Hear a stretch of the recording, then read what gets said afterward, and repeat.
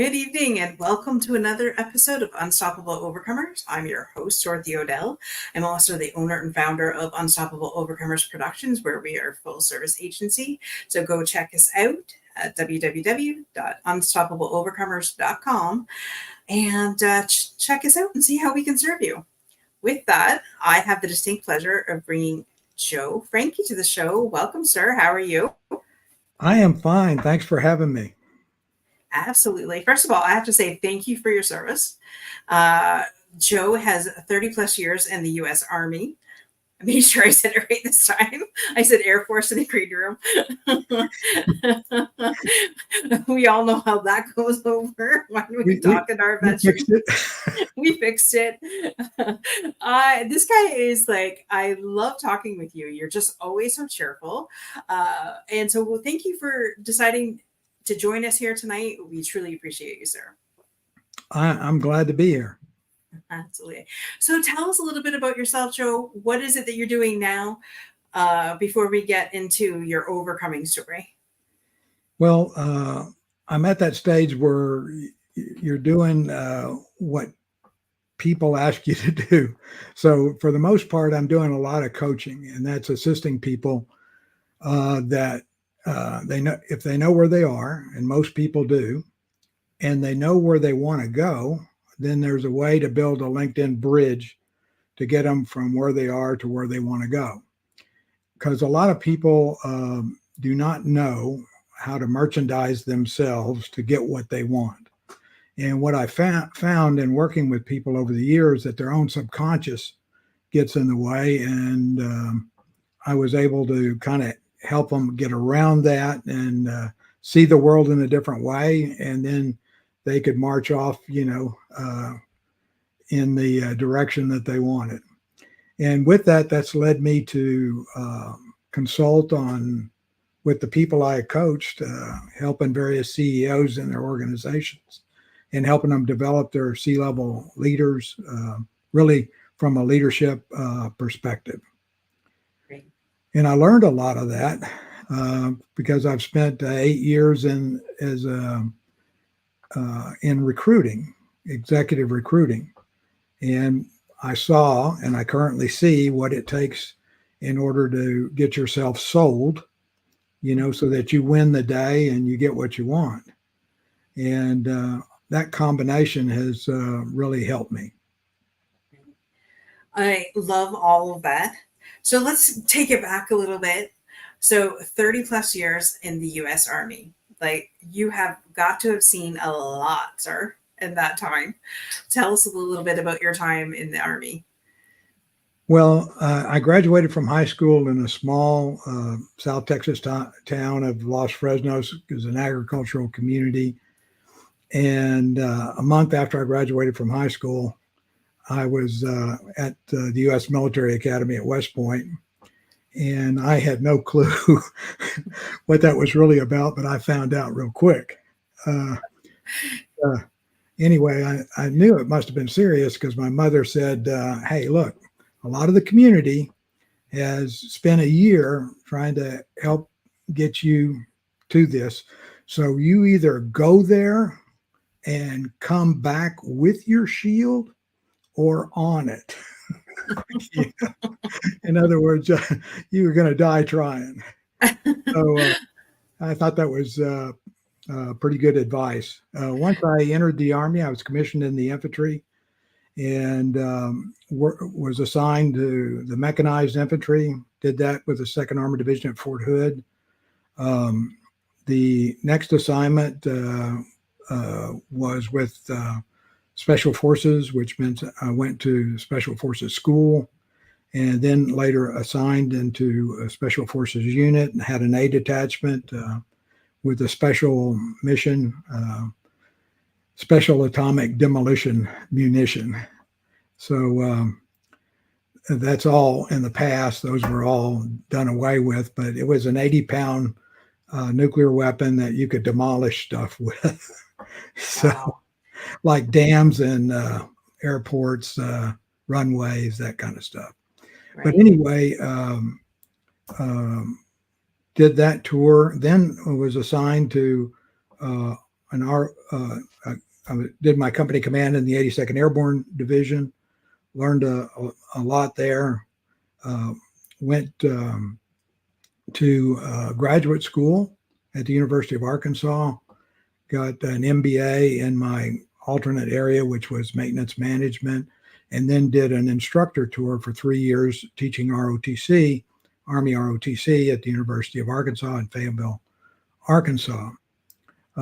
Finished that up, went to the Command and General Staff College, then on to the 101st Airborne Division and worked there.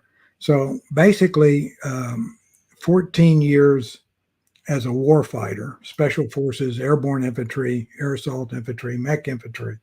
So fully qualified on the warfighter side.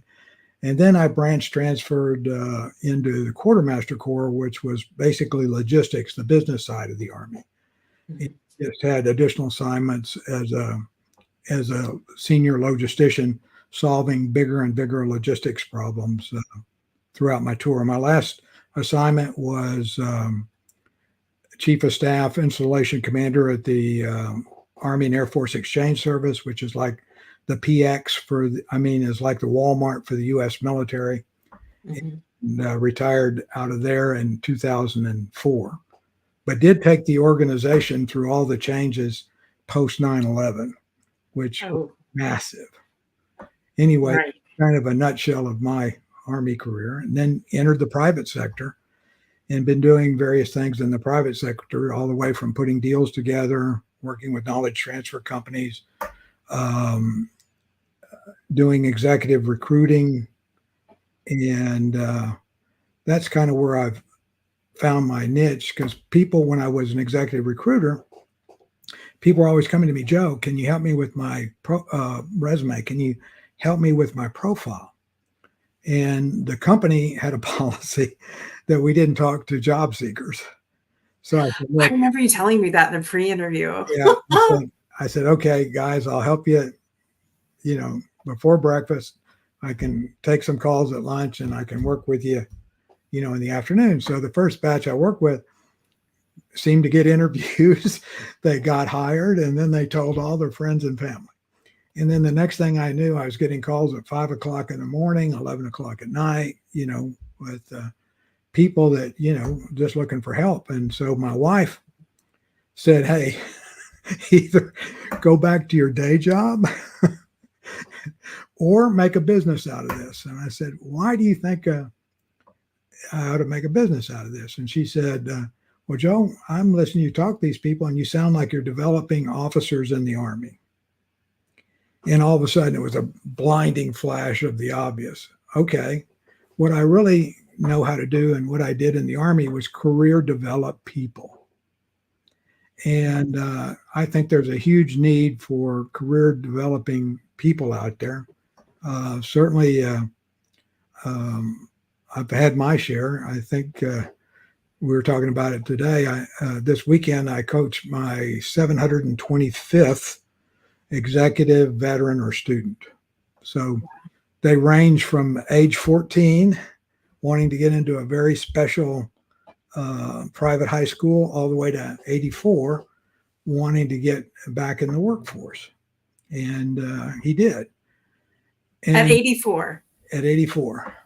Why would he want to do that? He wanted to go back to work so bad he could taste it. And when he first came to me, he said, well, how can you do that? And first of all, I said, I'm not the one that's going to do it. I said, you're going to do it. And I said, let's take a look at your resume. Well, I really haven't had one in a while. I said, okay, well, let's look at your LinkedIn profile. He goes, what's that? And I said, well, that's something that we're going to have to build. At 84. At 84. But what happened was, and the reason he got back in the workforce, is he told a story on this LinkedIn profile that he solved on 2 different occasions this ERP interface with SAP. Mm-hmm. Okay. And they were disasters. They didn't go well. And so he went in there and straightened them out. And the people that hired him was another company hemorrhaging with the same ERP system, with the same SAP interface. Right. And so, what they did was call him and gave him a 1-year contract. And he called me madder than a wet hen saying, hey, they didn't make me an employee. And I said, well, let's take it one step at a time. Right. I said, if you prove your value there, Right. they'll bring you on as an employee as long as you can show you're bringing 5, 6, 7x what they're paying for you in salary. They'll keep you forever and a day, and then walk around and share your knowledge with all these youngsters, so that they know how to take care of this system. And they were really good time. This was years ago, but he's passed away and gone. But the point is, he came to me and said this is what he wanted, and after we worked really hard, he got what he wanted. I love that. And well, that just goes to show you that it doesn't matter what your age. There's still people out there that, want to do good and want to work. And it's funny, my grandmother is 91, and like, seriously, she can't walk, and she has dementia, but yet our next door neighbor is 91, still lives on her own, still little old Italian lady. She is amazing, and she just is out there doing her own lawn work. So it amazes me that people can be the same age and it doesn't matter. Like, one's outgoing and one's got a lot going for them, and the other one is, it's different. Let's just put it that way. It is. Yeah, and I think it's mindset and getting out there. Like, I don't think my grandmother's left the house in 30 years, so it's all about lifestyle and your choices and things like that. But Yeah. I love the fact that you said 84 and still wanted to go out in the workforce. That's what he wanted, and I ran across him, and he said most people wouldn't talk to him. I said, well, the work, you're going to do the work because I don't know your history. But we've got to tell story after story that you solve problems, because nobody's going to hire an 84-year-old for their experience. What they're going to hire them for is they have already solved this problem. And which means if you're solving a problem, you didn't do it by yourself. You got a group of people, you work through all the issues, you just got it done. And he was able to do that. And that's what I tell most of the 40 plus year olds. I said, the bulk of the people I deal with are 40 plus year olds trying to figure out what's next. Because as you get up around 40, 45, nobody's like beating the door down to get you. And your next promotion, I mean, think about it. They're fewer and fewer and fewer, right? And the population's greater and is wider. And I said, so you really have to market yourself for what you bring to the table. And I think LinkedIn is an excellent platform to do all that kind of storytelling. And people will say to me, well, Joe, I can tell all those stories in the interview. And I said, man, that was 10, 15 years ago. But today you got to have it all on LinkedIn because nobody really wants to talk to you because the speed of business doesn't really allow for a lot of talking. So when you think about who really interviewed, it's the last 5 or 7. And out of that 5 or 7, they're going to make a decision unless none of those 5 or 7, meet their requirements. Right. So I'm just trying to get this straight in my head. So you will help anybody like get a job or help them with their LinkedIn profile as well, or from upping their resume. So the way I know a couple of veterans that are looking for a job. Yeah. So the most important thing, I think, is to have a world-class LinkedIn profile. And the reason for that is if you have it, then the entire world can see you. Mm-hmm. Because when you think about it, when you don't have one, you're unseen. So the only the people that know you inside and out and, that are familiar with you, are going to hire you. And that's the way it was done years and years ago. But nobody, went all over the world looking for a job. If you think back how we used to work 50, 60 years ago, you worked around town, right? Or, Yep. maybe in the big city, and the families were still nuclear, and a lot of it was agricultural. And today, even take a look when I'm looking at a LinkedIn profile in pretty much 8 seconds. If I'm looking for this requirement on this position spec, I can tell in 8 seconds whether you're going in the pile for me to look more at, or I take the time right there. That 8 seconds, you bought my interest for another minute. Mhm. And the people that are really interesting, I'm going to go from tip to tail, And so you're writing that LinkedIn profile for the 1 in 100. And people say, well, why do I need all this stuff? Because I say, you're going to build a resume at some point in time, but each one of them are going to be different because they're going to be built for the particular job that you're seeking. And there'll be a position specification or a job description. And basically, when you write your resume, you're going line by line saying, been there, done that, been there, done that, did this really well. And then everything they want to know about you is on your LinkedIn profile. That's funny because I hate writing resumes. Absolutely hate it. I think back in 15 years ago, back when I was really trying to look for a job, I went to the unemployment help center, and I was just like, what have you got? Write my resume for me. Like, I hate this. And after sending out 200 resumes for 200 jobs, like, it sucked. It was like a full-time job just trying to find a job. Full-time job, and it's emotionally taxing. Yes. It wears you out. And I was just commenting on Wendy Ray. She helps women veterans with her mode.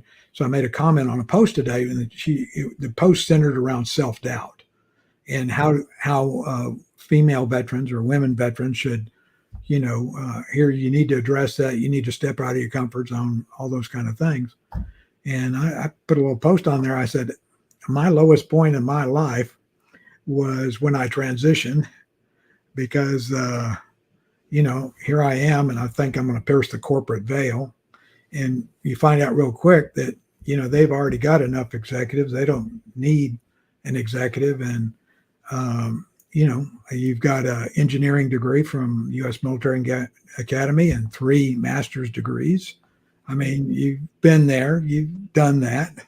And so finally, one gentleman gave me some advice. He says, you could sue me if I had this conversation with you. Well, so that I said, all I'm looking for is help. She said, go out here and find some guys or gals putting a deal together, where you can get on the ground floor. You've got all these multifunctional talents, and get in there, and, and that was really great advice. That's what I did. And, once you get some experience in that, then you can maneuver, in the field. For the toughest thing in my view, for a veteran is the first transitional job. And the veterans that I try to help you really have to have somebody work with you and translate what you did in the military into the vernacular of a civilian hiring manager. And because they have no idea, less than 1% of the U.S. has ever served.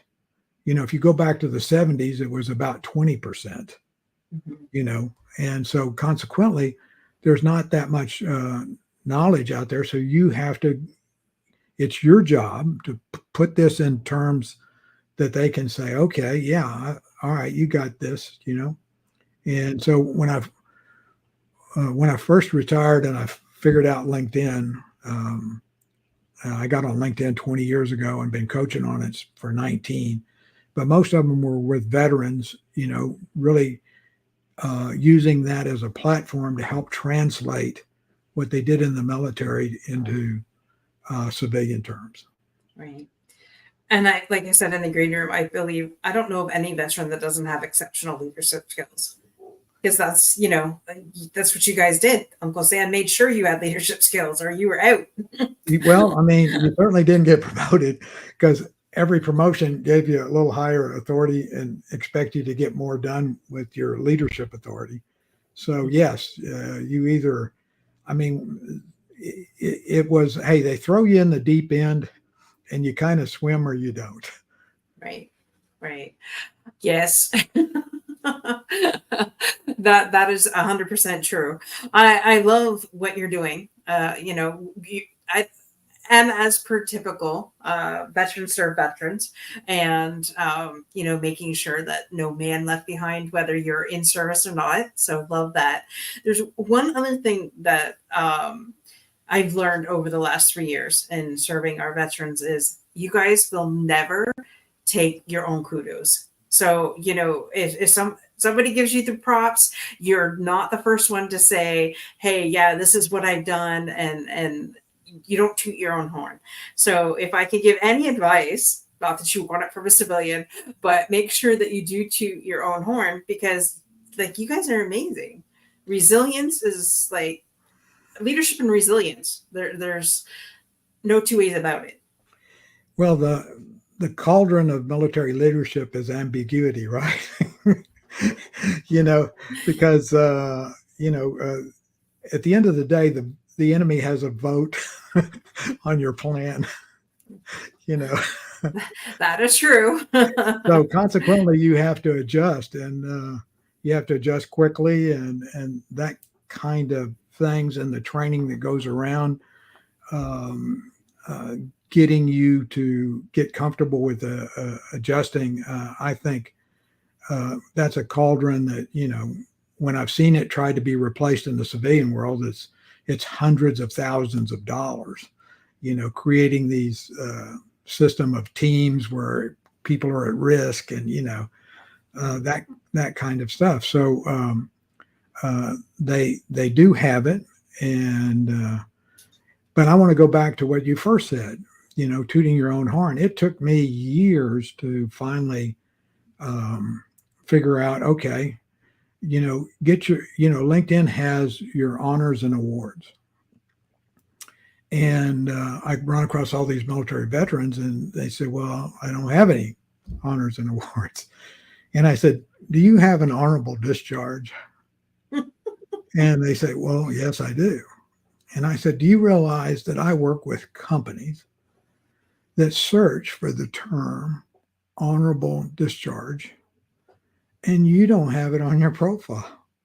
So therefore, you're never going to come up in a search for honorable discharge, because innately we just assume that anybody that left the Army, Air Force, or whatever on good terms, I mean, hey, you got an honorable discharge. And I say, well, if you have problems listing anything else, list that. And then secondly, you probably got a letter of commendation, or you got a exit award for service or something like that. And that award was written by somebody other than you. And so why not put that in your awards section of your LinkedIn profile? And, in fact, 3 weeks ago, I was going back and putting in some of my military awards that, I just overlooked them. And so I put them in there. They give you the space. And so what awards do is tell stories by a third party. And so why not take advantage of it? You earned it.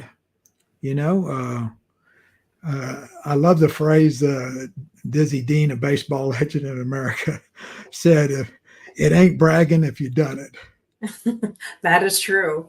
That is true. It's funny you said that, because I won an award for my book and I didn't even put it on. It's nowhere. Well, it's funny. So let me give you an example.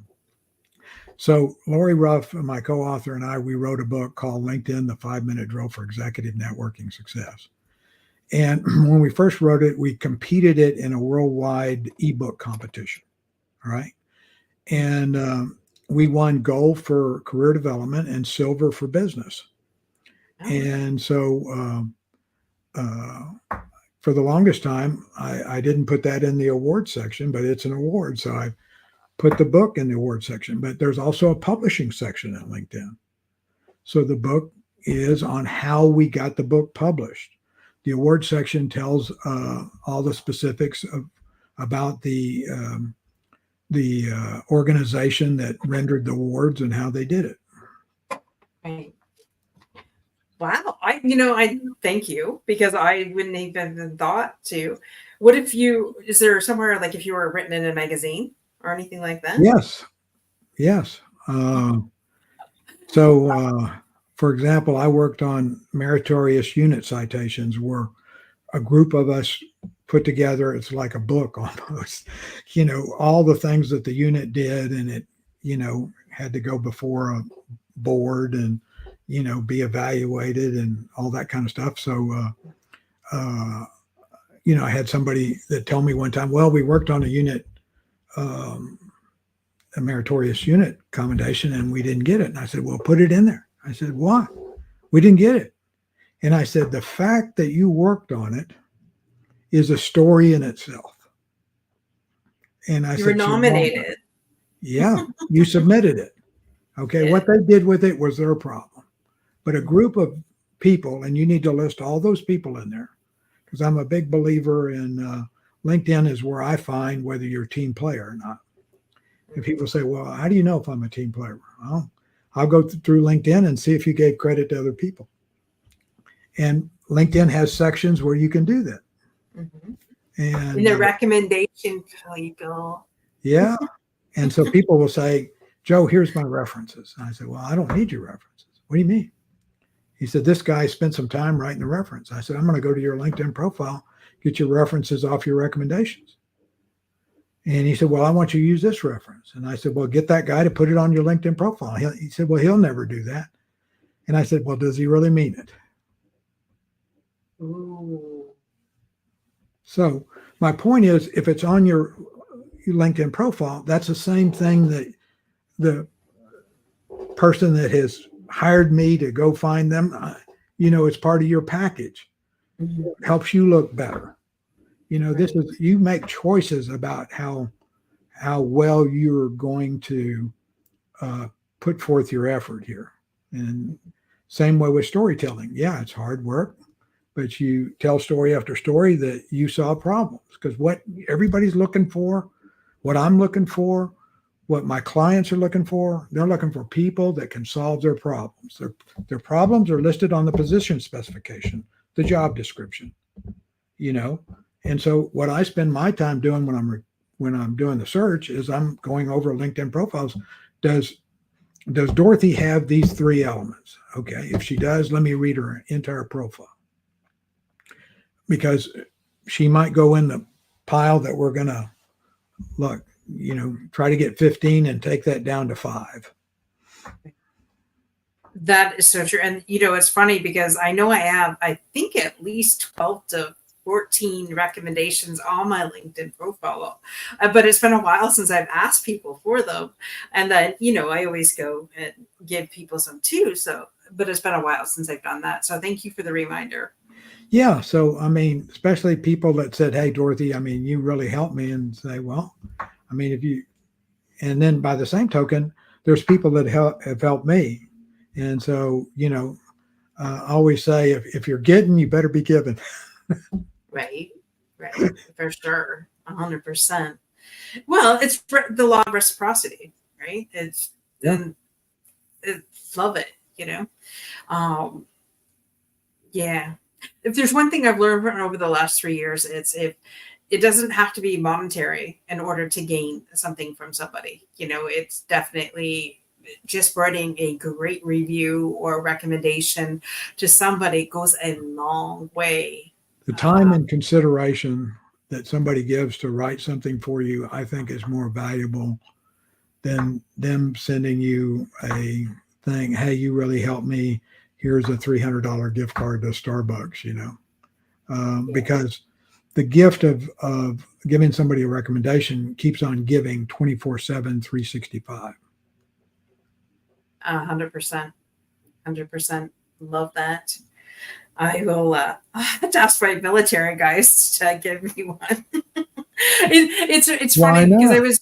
I was going for this one of our clients, he wanted to be, we were giving him a quote for him to be our client, and he goes, "Oh, do you have any recommendations?" I said, "Well, you would be our first client, but hold on, let me see if I can get you some references that of people that we've done things in the past for." So I went to my veteran community that, like, there's about 10 that were like brothers and sisters. Right.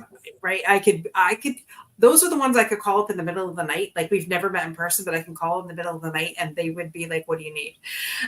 So I went and I said, "Okay, guys, can you give me like a letter of reference? Because this guy is looking for 3." Every one of them says, "I got your 6." I was just like, wow. Like, that to me, that was, and that was after serving the community for a year and a half. And to me, like, I sat there and I cried. I was like, that is why I've been putting my heart and soul into this community, because, like, that's just what they're about. So I love that. We Love, take love, care of love. people, and if you don't take care of people, you don't last long, at least in the Army. Well, that's the thing, right? Because we definitely, that's why we give the platform for them to share their story, share their experiences. I believe everybody has a story, and by sharing it, you're going to help somebody. So whether that be we saved one life today, or whether we saved a million lives today, we're saving lives. We're giving people hope. We're giving people inspiration. I don't know of any time that, like, I always ask what they need, and I may not be able to get it for them right away, but within a week or so, I have people in front of them that can help them. So as long as I know what they need. Yeah, you'd So, be surprised about how many people you work with that you really have to work with them to find out what they need. Like they know they need something different because emotionally they're unhappy. They know something's not right, and I say, "Well, what do you think you want to do?" And it's really hard work, and um, it helps. It helps them kind of solidify things. I think it takes somebody talking to more than one person to try to find, okay, you need to have sounding boards and go back and forth and really figure it out. Because I said, it's very important to get it right the first time, or we're going to be doing it twice, mhm. and then there's sometimes where I've narrowed it down to these 3 things. And I said, okay, let's work it with that. I said, okay, what's the common path that has to get these 3 things? What are the common things that need to be done? I said, we can start working on those, and maybe down the path, you say, well, now it's just 2 things. And we get further down the path, and maybe it's the one thing, and we can really focus on it. Mm-hmm. I love that. That's funny that you said the one thing. There's a system, a system out there called the 411. What is the one thing you can do today to get what that you could get your goal achieved if you just did the one thing? And most people don't think of that. They think of like a million steps they got to do, but really it all boils down to one thing. It does. I mean, you can't affect the past, okay? And we only have today. So what are we going to do today? Because there's no guarantee on tomorrow. Right. So you do need a plan. Understand that, but I would take it one step further. What is the one thing that I can do today that's going to get me 1% further? In fact, I work with our group that gives lunches and breakfasts, and we always talk about, okay, we're doing this thing, but okay, we did it. So next time, how can we be 1% better? Let's not make it 20%.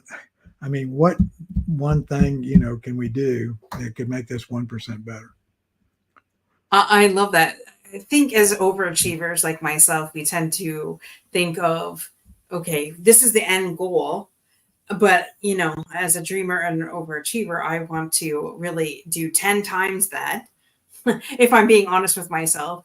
So I'm just thinking of the golf tournament that we host every year in my dad's honor. So the first year we may have had 6 teams. Last year we doubled the teams. This year I want to quadruple the teams or 10x the teams, because why not?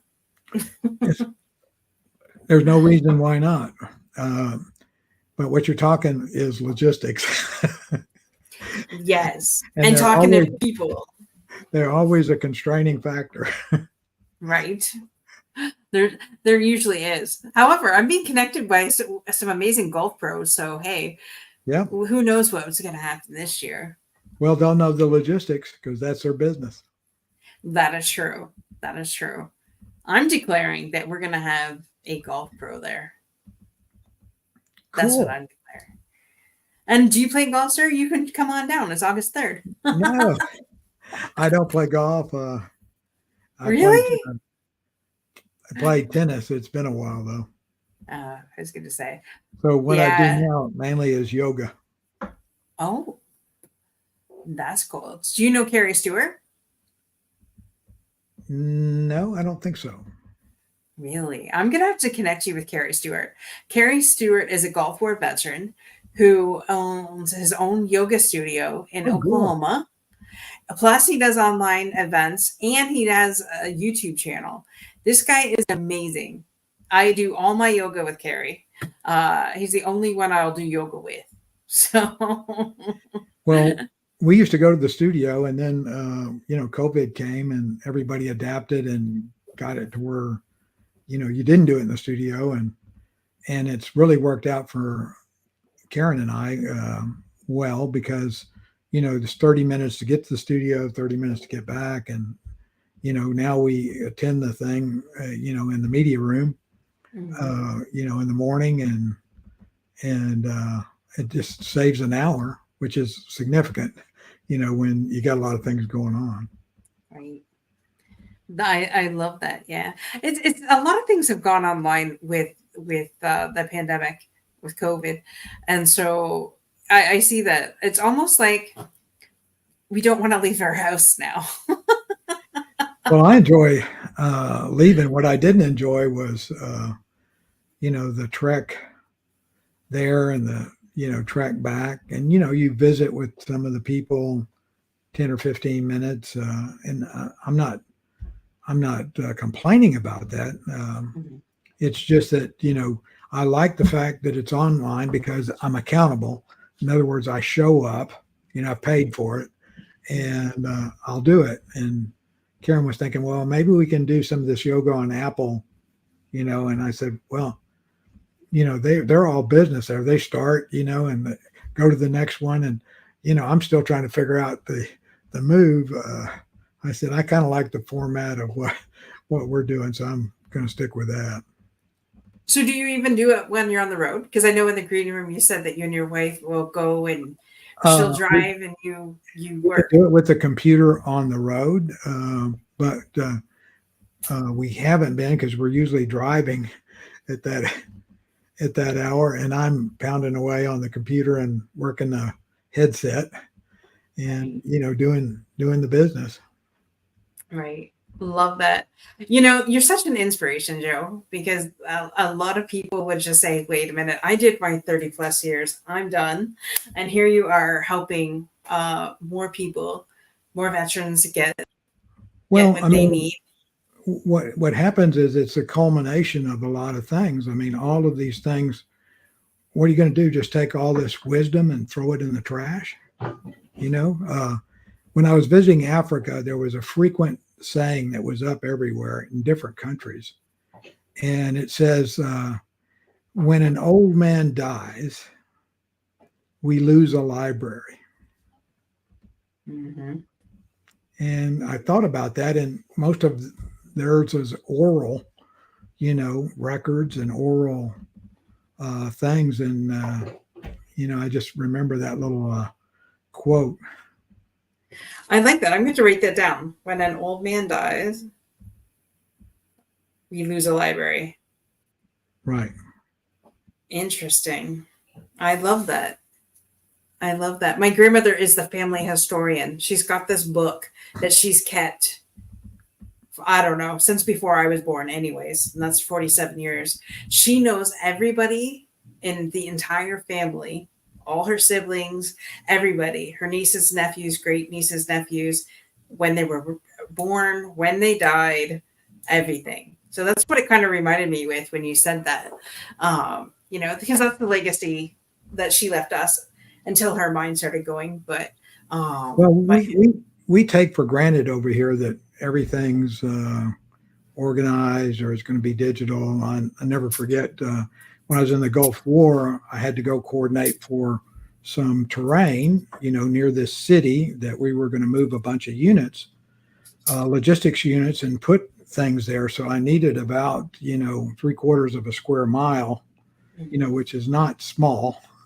Uh, and so I go to the local police headquarters, and they say, "Okay, you need to talk to so and so," and we'll. So he was like the county person. He knew the land and all that stuff. So I'm thinking, okay, I'm going to go to an office, and we're going to look at a map. And what it was a guy with all the stuff in his head. There was no map. And what he was trying to find out is whether we needed access to water. Right. And he had to coordinate, who owned the well and what water rights we had, because that's a premium thing in Saudi Arabia. But I mean, all of that was in his head. There wasn't any piece of paper, and whatever he said went. Love, love, love that. Yes, yes, yes. Where can people get your book? They can get it through their favorite bookseller. Morgan James published the book, and so it's through all things BAM, Amazon, Books a Million, Rakuten, Kobo. There's Target online as well. So they did a real good job of getting the book out. The book is a 1-hour read. The book is the hardest thing I've ever done in my life with Lori. And what it was is we wanted it so that an executive could get on an airplane in a 1-hour flight. He could read the book and he was ready to adapt and use things from the book. The book is reviewed 4.9 out of 5.0 on Amazon. So, and it's being used in high school business classes. I think because it's short. And it's like full of leadership, I'm sure, and business tips that we try to keep it simple, stupid. This is what you need to do. We like to say sweetie here. Keep it simple, sweetie. Love that though. Who knows? That is great. Could you imagine if every book that we published out there actually went into the schools, and what good that would do for our school, for our kids? Well, the numbers on books published, like for example, a lot of there was a high percentage, and I don't want to state something, but a high percentage of books that only 12 or so 10 are sold. Mm-hmm. And the other number was a book might a significant number only sell 100 copies in 10 years. I believe that. Beg your pardon? I believe that. So this was Morgan James put on a school for new authors, and I went and we did a day and a half of learning about books and publishing, and it was just kind of an eye opener.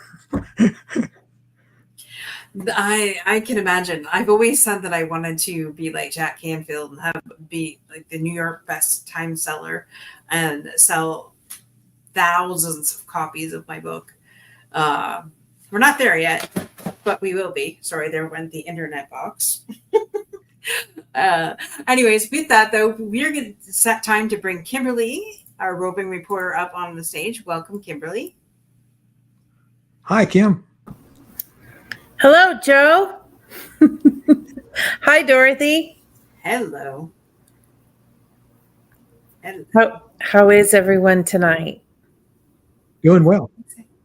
Yeah, really great show. Really fantastic information. And Joe, just love what you and your wife are doing on the road. That like tickles my heart. Well, she wants to travel, and so it's taken a while to organize the business. So, it's one-stop shopping, and we get in the car and we go. Yes, I just what a beautiful way to live out that part of your life together. My husband and I have done a little bit of it, and we're looking forward to doing more of it. But it definitely is a beautiful way to have a very complementary partnership. It is. And it's a great way to see the world. It is, and I'm sure everybody makes the round robin. Designs a trip where you see a bunch of friends that you don't normally see, and it's really nice. We've enjoyed it. Yeah, I invite people, especially inside of everything you're doing, and you're a perfect person for them to call.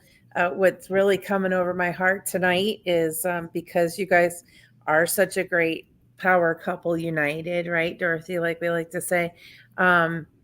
Any couples that happen to be listening to this and are like, wow, that must be so great to get to do that. But like, I wouldn't even know where to start and what job would I do? I would tell them like, run, don't walk, to contact Joe, because really starting to get the hang of how you could travel and be on vacation and be working, right? And visit family and maybe even expand your family, right? On the road.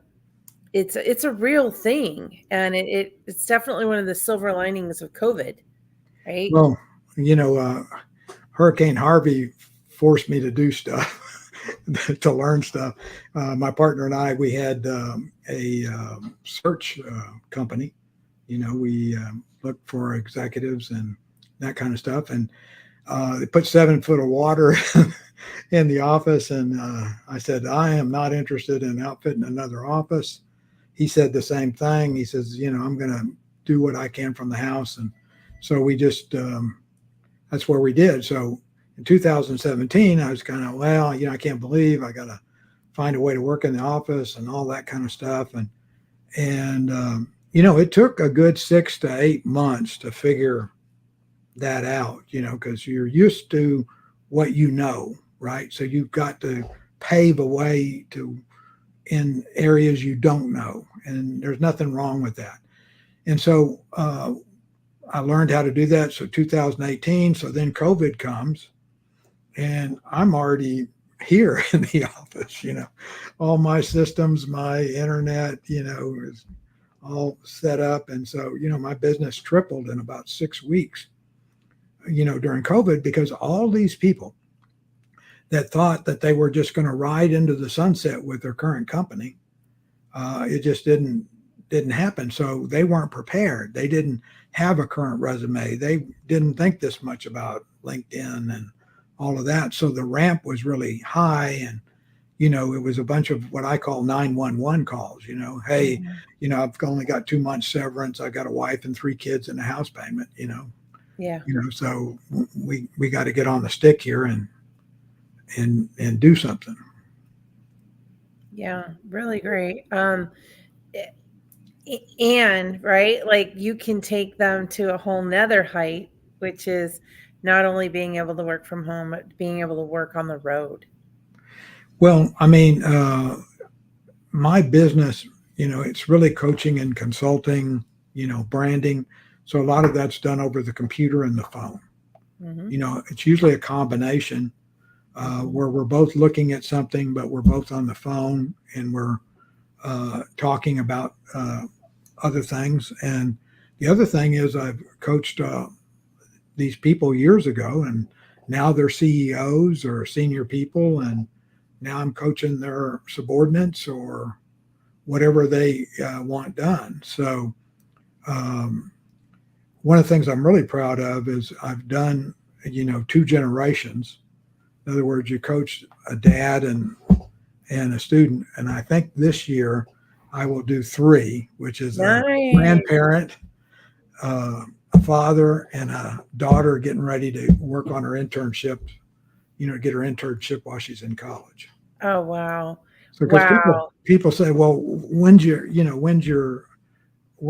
are all your people going to end up and you're not going to have any people? And what I found is people at least turn me over to their kids. So what greater compliment can you get than to be referred to somebody's child? Well, not only greater compliment, just look at the stats of second and third generation businesses. They're not very good. And so anybody who's watching the show tonight or who's watching the show tonight or whenever, and you hear this and anyone with a second or third generation business, send them to Joe, because that's huge, Joe, that you can transition leadership from one generation to the other and have them be so successful. Well, I mean, they may not be in the same business, okay, but you basically help engineer them so they get what they desire. Yep. Now, sometimes, this one person asked me, he says, "Hey, Joe, this is what I want." I said, "Are you sure you want to do that?" He says, "I'm absolutely rock solid sure." I said, "Well, you need two more years of college."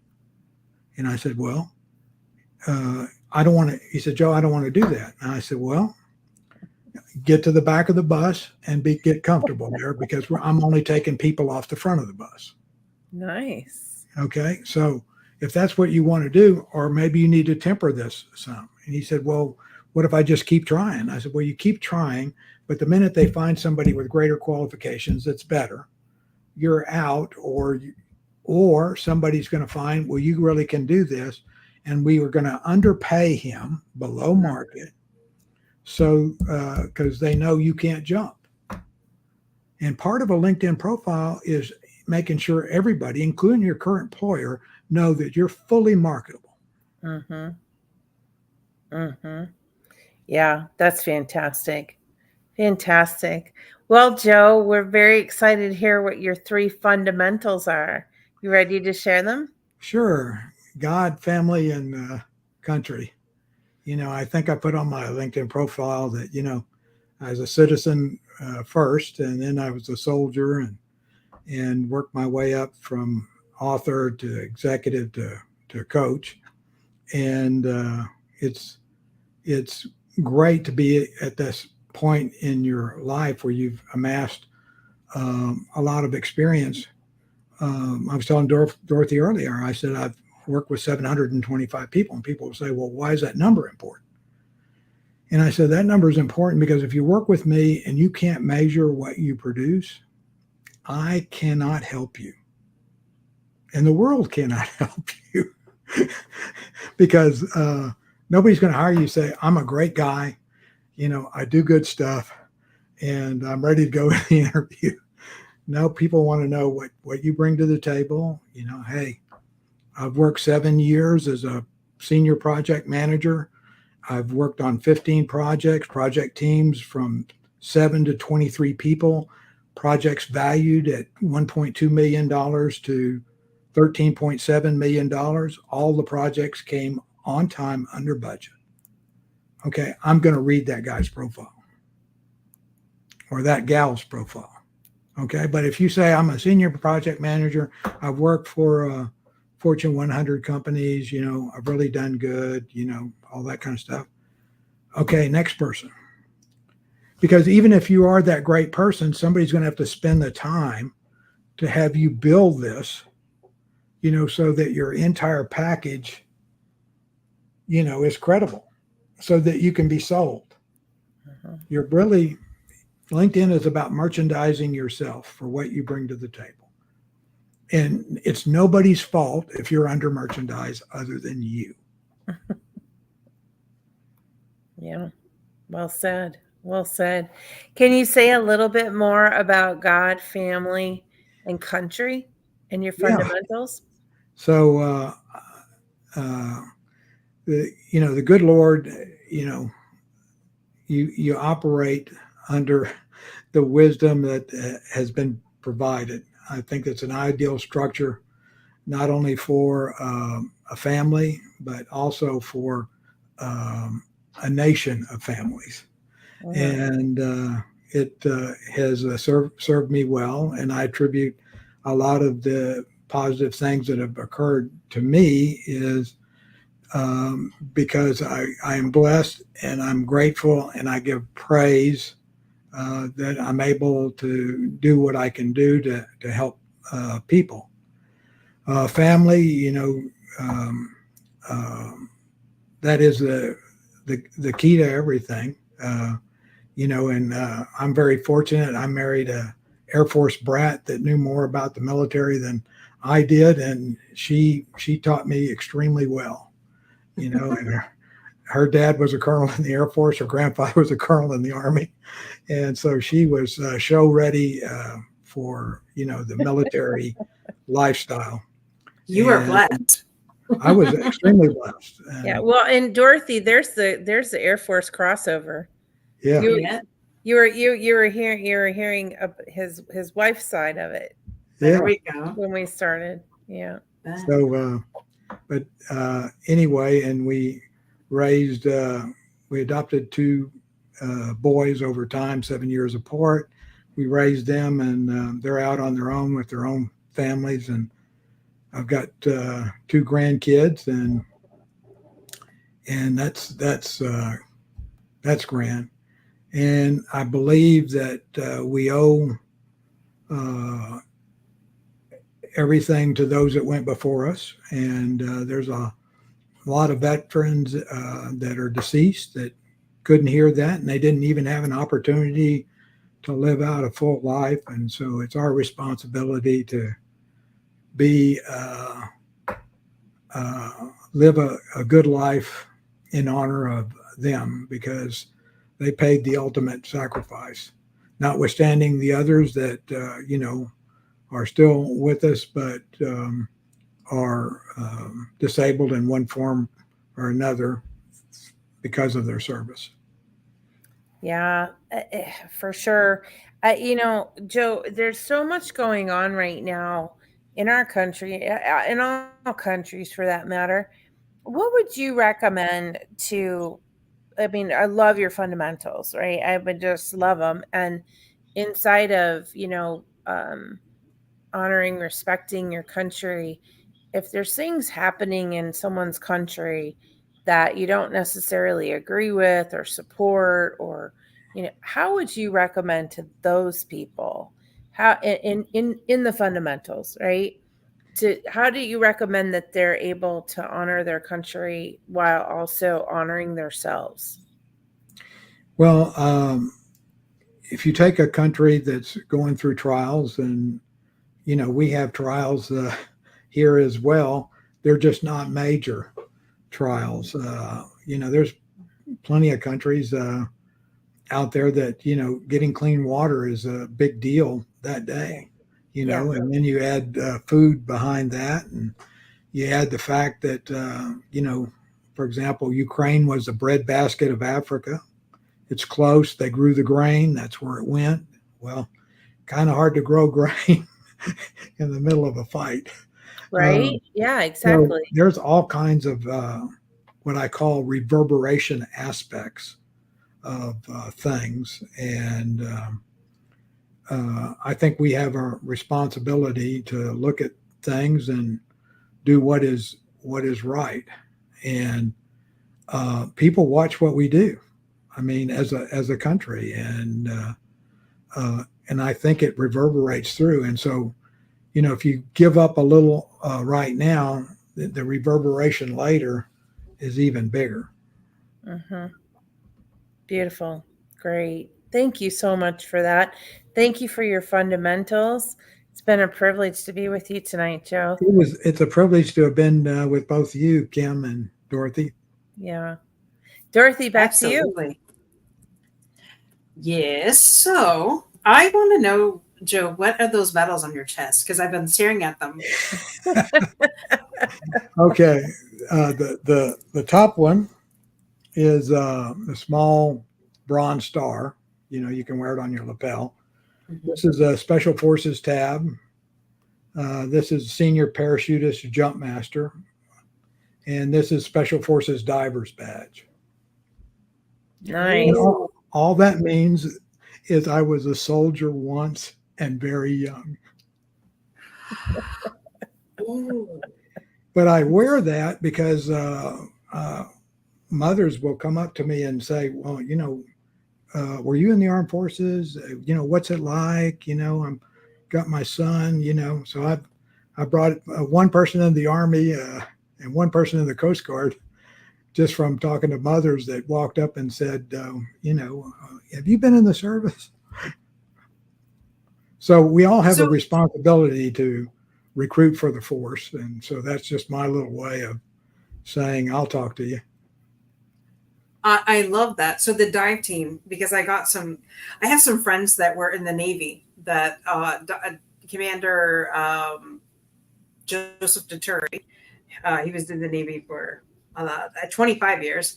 And John Marsack was just on my other show, who was a diver as well. So when you said diving, my ears perked up because I was talking to John today and he wants me to get back to Florida. I'm like, well, dude, if I go back to Florida, you're teaching me how to dive. So it's a lot of fun if you have clear water. Most of the time in the military, when you're doing the diving, it's in the muck. Funny you said that, because what he's doing now that he's retired, they have his own company. He's doing recovery dives. So, and not recent recovery. So he was talking about one of those dives that he did. This person, they disappeared. Prisoner of war, disappeared 80 years ago, and they found the remains just recently. And like, I get chills just thinking about it and hearing his story again, bringing that story to life. But that's what he does now in retirement. He is helping recover the remains of prisoners of war. So or missing in action. It's always nice to have closure. Yeah. Yes. Dorothy, I'm so glad you brought that up, because there's some, I think it's a perfect time to mention in the show, retirement does not mean without a job. And I think that gets really collapsed anymore, that it's, you get to have a whole new purpose, right? You've retired from one life, one lifestyle, one job. So you can, Joe, to your point, you brought it up earlier, so you can dive into a, pun intended, yeah, into a whole new, chapter. Well, let me talk about that a little bit, because I look at it as a football game, right? So the first half of your life is about success. You got to go out there, you got to get promoted, you got to pay for the house, you got to have the kids, you got to, kids are not inexpensive when you look at what you got to do to get them to 23. So, that's all about, gutting it out, head down, going to soccer practice, you're not even looking up. And then that's why I end up a lot with the 40 plus year olds, because now, they're getting to that point where, okay, do you want to, what is it you want to do? What is it you like to do? And are you starting to transition to significance? Okay. Because I think the second half of your life is about significance. In other words, what do you want to do? And the 90-year-olds that I patterned my style after were, these 90-year-olds had three different jobs, and they were all passionate. They loved them. They couldn't wait to like muck it up, get in there. But it wasn't the drudgery of, whatever you had to do. A lot of times we had to work places, we got promoted. I mean, wasn't ideal, but we use the money to do what we need to do, take care of our family. And so I think those of us that retired, I think I'm on my 6th career now, and they're not singular. So what I've found, this is what I've found for me. So if I'm not working on a search, I'm probably helping somebody brand themselves, or I'm doing some LinkedIn coaching, or one of my clients has called me back and said, hey, can you help Billy Bob or Sheila Ray, with this or that or the other. And I find between those 4, that is a nice mix that keeps me going. And I get all these people that say, well, Joe, let me take everything and we're going to put it on the internet, and everybody's going to swipe their card and get 15 minutes of Joe. And I said, how are you going to do that? And he said, well, we've done it for 50 other coaches. And I said, the problem is I have never coached the same way twice, 725 times, because everybody was an individual, and everybody had different hopes and dreams. Everybody had different requirements, and everybody had different times when they could work with me. And so I just wanted to share that part about, the significance part, because I think especially people that are out of the military that may, I did my time I'm still in the private sector, but I'm not chasing a W-2 role. Yeah, I really love what you said about significance. It's like, okay, let's take all the puzzle pieces of your first 40, 50, 60 years and put together a beautiful masterpiece. And what do you have? What's now available for you that you can embark on that you never could have, whether due to kids or, Right. creating your success, or, training, learning different things, it can be that beautiful crescendo. And that's where, it's the dance, the orchestration of that chapter of life, that what's key, right, is that, you really are creating it as a dance and a crescendo to everything you've been building. Yeah. Teddy Roosevelt called it your crowded hour. And it's a great book called The Crowded Hour about Teddy Roosevelt.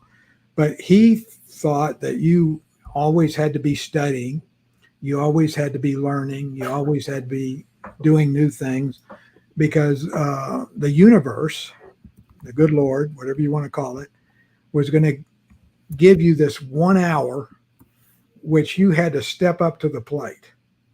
And that was going to be the 1 hour in your lifetime that was going to be a crystal moment, and that you were either going to, take advantage of it, or by your inactivity, you weren't going to do it. And certain people might be fortunate enough to have a couple of crowded hours, but the idea was that you were ready for the crowded hour. And so I think as people go through the success part of their life, they're getting more set up for whatever their crowded hour is going to be. And the key is, don't let fear dictate your decision in that crowded hour. 100%. We have one of your clients here that says, thank you so much, Dorothy, Joe, and Kimberly. I'm having the privilege to be working with Joe and living a great experience enhancing her LinkedIn profile. It's a unique experience that she highly recommends to everybody that wants to be from where they are to where they want to be. In Joe's words, LinkedIn is your warehouse. And yes, they really need to put time into it. 100% satisfaction customer guarantee. 100% satisfied customer. Looking forward to the end of the podcast. Yeah. She's working hard. I'll tell you. Well, I love that we went over tonight, because that gem, that silver lining, Dorothy, of the crowded hour, and I put the link if you want to put it up. people being like, one of my favorite things right now, that RuPaul has been saying, which I love RuPaul, is if you're already prepared, there's nothing to get ready for. Absolutely. And so I just love that you told us about the crowded hour. You shared the crowded hour with us. Everyone, run out, Google it, whatever you need to do. So brilliant, Joe, because what a difference that could make in the world if everyone was preparing themselves for their crowded hour. And if they feel like it's already passed, trust God, right? That it's going to circle. The opportunity could it very well circle back around. So be ready for your crowded hour. If everybody lived into their 60s, 70s, 80s, 90s, 100s, in preparations for that, what could the world look like? Because to your point, our richest libraries live in the people in their 50s, 60s, 70s, 80s, and 90s. Uh, it reminds me of a kind of epiphany I had one time. A yoga master was giving us a special class, and he was talking about taking care of your body, and he said this because I never even thought about it. He says, if you don't take care of your body, where else are you going to live? And see, we all think we live in a house. So well said. Oh my God, so good. I mean, a house is just a warehouse for people, but really you live inside your body, and I think if you're actively engaged, you're interacting with people. I think that was the natural thing, right? Because we all, for years and years, were in a tribe, and it was all oral, and we had to interact with people. We had to get along with people, all that kind of stuff. And I think the more you do of that, and you find ways that it works for you, I found ways that it worked for me, and I probably wouldn't have found it if it hadn't been for my wife saying, "Hey, Joe, you sound like you're counseling officers talking to these people." And all of a sudden, hey, that's all I did for 34 years. It seemed like was help develop people, get them to their next school, get them to their next assignment, get them to their next promotion. That's how you took care of people. Yep. Beautiful.